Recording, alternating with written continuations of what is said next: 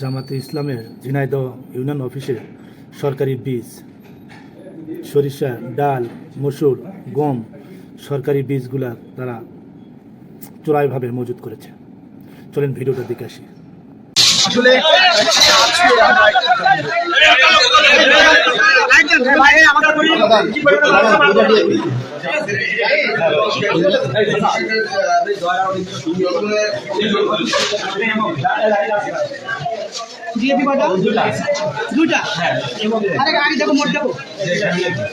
Vote থেকে যে সরকারি যে মালামাল দেয় সাধারণ জনগণের জন্য, এরা কি করতেছে, সেটা ওই মালামাল এইখান থেকে বিতরণ করতেছে। ঠিক আছে, এখানে সাধারণ জনগণ আছে, সবাই জানে, সবাই দেখছে, এবং এই ভিতরে সরকারি মালামাল ভোট থেকে যেগুলো দেওয়ার কথা সেইগুলো এর ভিতরে আছে। এটা খুললে আপনার সব কিছু হয়ে যাবে। সাধারণ জনগণের মানে শস্যের বীজ, সার, শস্যের বীজ, তারপরে বিভিন্ন গমের বীজ, এইসব মসুরের বীজ, এইগুলো সব আজ এই ঘরে সব আটকে রেখেছে। শত শত লোক দাঁড়িয়ে আছে। এর অভিযোগ বা আমরা অভিযোগ করছি, এর তীব্র নিন্দা জানাই।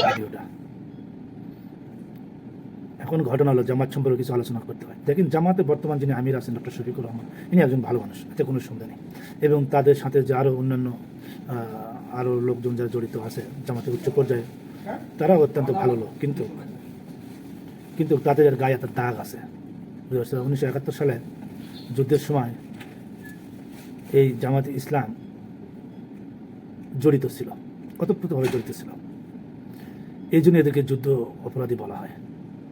এরা সেই পাকিস্তানের সেনাবাহিনীর সাথে সহযোগিতা করেছে। সেই আমলের জামাতে যারা ছিল তাদের কথা বলতেছি। এই জন্যে জামাতে ইসলামের মানুষ দেখতে পারে না, এবং সেটা স্বীকারও করছে কয়েকদিন আগে ডক্টর শফিকুর রহমান, যে বিগত জামাতে ইসলামের যে কার্যকলাপ করছে আমরা ওই তার পক্ষ থেকে দেশবাসীর কাছে ক্ষমাও চাইছে। এখন ঘটনা হলো যে ওই জামাতের এই জামাতে এক কিনা। এখন ঘটনা হলো বংশের পরম্পরা তো কিছুটা তাদের উপরে আসে।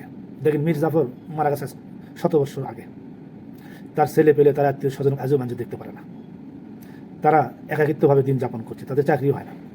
তো এইরকমই তাদের 14 পুরুষ যুদ্ধ অপরাধীর সাথে জড়িত, এবং অনেক মা বোনের ইজ্জত তারা নষ্ট করছে তাদের সহযোগিতা হিসাবে।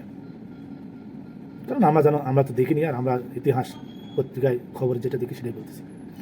তো এই হিসাবে জামাতকে মানুষ ভালোবাসে না। এই জন্যে অধিকাংশ মানুষ জামাতকে ভালোবাসে না, তাদেরকে বলা হয় দেশদ্রোহী, দেশবিরোধী দল।